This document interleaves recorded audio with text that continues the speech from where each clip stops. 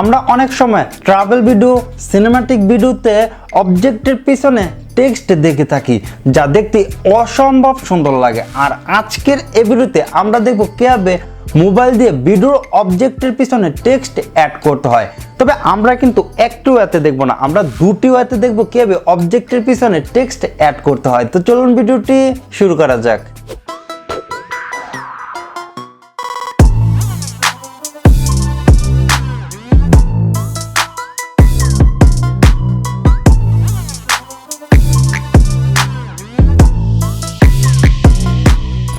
আসসালামু আলাইকুম, আপনাদের সাথে হাসান জামান।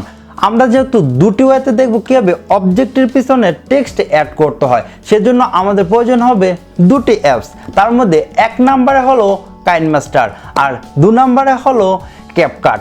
এই দুটি অ্যাপসের ডাউনলোড লিঙ্ক পেয়ে যান ভিডিওর ডেসক্রিপশনে। আপনার ভিডিওটি যদি এরকম টাইপের ডার্ক হয় তাহলে কিন্তু আপনি খুব সহজেই KineMaster দিয়ে অবজেক্টের পিছনে টেক্সট অ্যাড করতে পারবেন। আর আমরা এখন এই ভিডিওতে অবজেক্টের পিছনে টেক্সট অ্যাড করব, সেজন্য লেয়ারে চলে আসব, এখান থেকে টেক্সটে ক্লিক করব। এখানে আমি কিছু টেক্সট করি, তারপর ওকেতে ক্লিক করি। এখন ফন্টটা চেঞ্জ করব। ফন্টটা চেঞ্জ করার পর ফন্টটার ডিউরেশনটা একটু বাড়িয়ে দেই, ফন্টটার সাইজটা একটু বড় করে দেই। তারপর এখান থেকে নিচে চলে আসবেন, এখানে দেখতে পারবেন যে ব্লেন্ডিংয়ে চলে আসবেন, এখান থেকে ওভারলিটা সিলেক্ট করবেন। এখন দেখতে পাচ্ছেন যে অবজেক্টের পিছনে কিন্তু টেক্সটটা অ্যাড হয়ে গেছে। অবজেক্টের পিছনে যদি সুন্দরভাবে টেক্সটটি অ্যাড না হয় সেক্ষেত্রে আপনি প্রথমে ভিডিওটা সিলেক্ট করবেন। ভিডিওটা সিলেক্ট করার পর এখান থেকে অ্যাডজাস্টে চলে আসবেন, মানে অ্যাডজাস্টমেন্টে চলে আসবেন। এখান থেকে কন্ট্রাস্টটা একটু বাড়িয়ে দিবেন। কন্ট্রাস্টটা দেওয়ার পর আমরা এখান থেকে ব্যাক করি আর এখান থেকে টেক্সটটা সিলেক্ট করি। টেক্সটটা সিলেক্ট করার পর এখান থেকে আপনি ইন অ্যানিমেশনগুলো অ্যাড করতে পারবেন। এখানে অনেকগুলো ইন অ্যানিমেশনগুলো রয়েছে, আপনি এখান থেকে এক এক করে দেখে নেবেন, যেটা আপনার কাছে ভালো লাগবে সেটাই কিন্তু আপনি অ্যাড করতে পারবেন।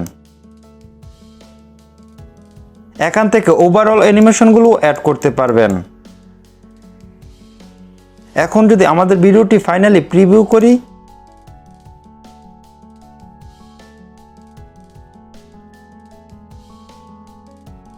আপনার ভিডিওটা তো ঠিক এরকম টাইপের ডার্ক নাও হতে পারে। আপনার ভিডিওটা যদি ঠিক এইরকম টাইপের হয় তাহলে আপনি কীভাবে অ্যাড করবেন সেটা আমরা এখন দেখব। তো আমরা প্রথমে যে ভিডিও ক্লিপটা আছে এটা ডিলিট করে দেই, আর টেক্সট যেটা আছে এটাও আমরা ডিলিট করে দেই। এটা ডিলিট করার পর ভিডিওর একদম প্রথমে চলে আসি আর আমরা আগের মতো করেই এখানে লেয়ারে চলে আসি আর এখান থেকে টেক্সট করে নিই। আমি এখানে টেক্সট করব সানসেট।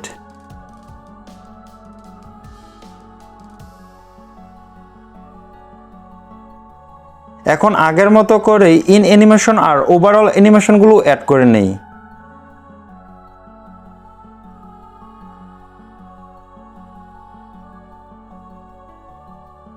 ফন্টটার সাইজটা একটু বড় করে দেই। এখন ফন্টটা প্রথম থেকে একটু এদিকে নিয়ে আসি, তারপর আমরা এখান থেকে নিচে চলে আসি। এখান থেকে আমরা গ্লোতে চলে আসব। গ্লোতে আসার পর এটাকে এনাবল করে দিব। এখান থেকে কালারটা চেঞ্জ করে নেই। এখান থেকে আপনি নিজের মতো করে টেক্সটটাকে গ্লো করতে পারবেন। এখন দেখতে পাচ্ছেন যে অবজেক্টের উপরেই কিন্তু টেক্সটটা নাড়াচাড়া করছে, মানে শেক হচ্ছে। আমরা এখন ভিডিওটি সেভ করার জন্য উপর থেকে সেভ আইকনে ক্লিক করব আর এখান থেকে ফুল এইচডি কোয়ালিটিটা সিলেক্ট করব। এখান থেকে 30 fps সিলেক্ট করব, বিট রেটটা হাই করে দিব আর এখান থেকে এক্সপোর্টে ক্লিক করে ভিডিওটি এক্সপোর্ট করে নেব। ভিডিওটি এক্সপোর্ট করার পর আমরা এখান থেকে ব্যাক করি। ব্যাক করার পর এখানে যে টেক্সটটা আছে এই টেক্সটটাকে আমরা ডিলিট করে দেই। টেক্সটটা ডিলিট করার পর আমরা আবার সেম সেটিংয়ে ভিডিওটি এক্সপোর্ট করব। ভিডিওটি দুবার সেভ করার কারণ হলো যাতে করে ভিডিওটির ডিউরেশন আর সাইজ দুটা যেন একসাথে ঠিক থাকে। ক্যাপকাট অ্যাপটি ওপেন করার পর এখান থেকে নিউ প্রজেক্টে ক্লিক করবেন, তারপর এখান থেকে ভিডিওতে চলে আসবেন। ভিডিওতে আসার পর আপনি যে ভিডিওতে টেক্সটটা অ্যাড করেছিলেন, মানে যে ভিডিওতে টেক্সটটা অ্যাড করে সেভ করেছিলেন ওই ভিডিওটা সিলেক্ট করবেন। তারপর নিচে থেকে অ্যাডে ক্লিক করবেন। ভিডিওটি ইম্পোর্ট করার পর নিচে থেকে ওভারলিতে ক্লিক করবেন, তারপর এখান থেকে অ্যাড ওভারলিতে ক্লিক করবেন। যেই ভিডিওটা টেক্সটটা ডিলিট করার পর সেভ করছেন এখন ওই ভিডিওটা সিলেক্ট করবেন, তারপর নিচে থেকে অ্যাডে ক্লিক করবেন। এখন দেখতে পাচ্ছেন যে ব্যাকগ্রাউন্ডে যে ভিডিওটা আছে আর ওভারলিতে যে ভিডিওটা আছে দুটো কিন্তু এক নেই, সেজন্য আমরা উপরের যে ওভারলির যে ভিডিওটা আছে এটাকে একটু বড় করে ওইটার সাথে অ্যাডজাস্ট করে নিব। একদম পারফেক্টভাবে কিন্তু অ্যাডজাস্ট করতে হবে। ভিডিওটি অ্যাডজাস্ট করার পর এদিকে চলে আসি। এখন দেখতে পাচ্ছেন যে এখানে কোনো টেক্সট নেই, তো আমরা নিচে চলে আসি। এখানে দেখতে পারবেন যে রিমুভ ব্যাকগ্রাউন্ড, আর রিমুভ ব্যাকগ্রাউন্ডে ক্লিক করার আগে আপনারা অবশ্যই ওভারলে ভিডিওটা সিলেক্ট করবেন, তারপর নিচে থেকে রিমুভ ব্যাকগ্রাউন্ডে ক্লিক করবেন। এখন দেখতে পাচ্ছেন যে ব্যাকগ্রাউন্ডটা রিমুভ হচ্ছে। এখন দেখতে পাচ্ছেন যে খুব সুন্দরভাবে অবজেক্টের পিছনে টেক্সটটা অ্যাড হয়ে গেছে। আর আমরা এখন ফাইনালি ভিডিওটি প্রিভিউ করি।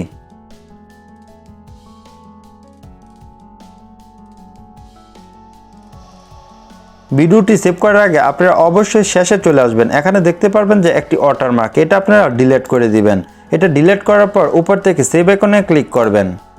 এখান থেকে 1080pটা সিলেক্ট করবেন আর নিচে থেকে ফ্রেম রেটটা 30 করে দিবেন, আর নিচে থেকে এক্সপোর্টে ক্লিক করলে ভিডিওটি এক্সপোর্ট হয়ে যাবে।